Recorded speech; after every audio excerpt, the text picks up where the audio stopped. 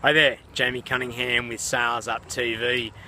When we talk a lot about to grow a business is around growing people, because people make up your business, and so it makes sense that if you want your business to grow, your people need to grow.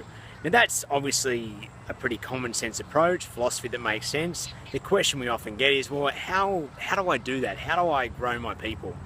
And there can be a number of ways, but a couple I'm going to share with you right now is to create some standard ways to implement it in your existing meeting structure, assuming you have one, and also to carve out a small amount of time each month to start educating your key people.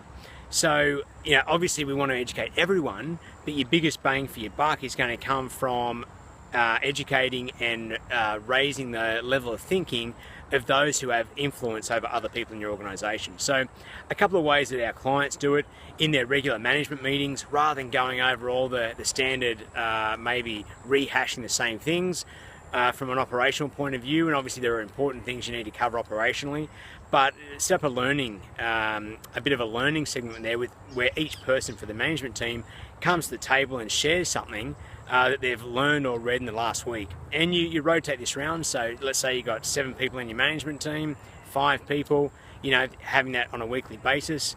1 in 5 weeks or 1 in 7 weeks, someone has to come to the table and teach the rest of the team something. It doesn't have to be elaborate or massive, but what it does do is it gets everyone involved in the learning, it gets different perspectives, it keeps it fresh, and it also forces each person to come up with something when it's their turn.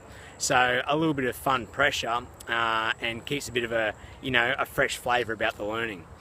Then the next step would be to look at some of the other key people in your organisation who may not always be involved in weekly management meetings, and to set out a bit of a leadership schedule.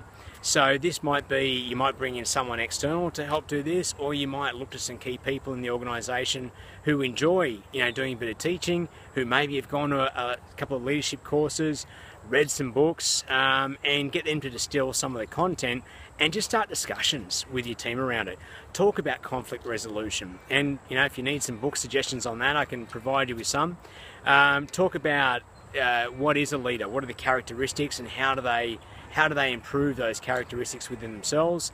Get them to think about who the people are in their teams that require some additional training or mentorship or leadership in different areas, and just get some ongoing discussion. If you do it on a monthly basis, it's not too arduous, and it just creates an awareness and a platform that helps to gradually raise the quality of the thinking, the leadership thinking amongst the people that can greatly influence those others in your organisation. So look, you do need to be proactive about it. You do need to set time aside. But like we say, growing people grows businesses. And so when you put time and effort in your people, not only do their skills get better, their loyalty improves because they can tell you're investing in them, and they will become better and improve your business in turn. Have fun with it. Jamie Cunningham from SalesUp TV, signing out.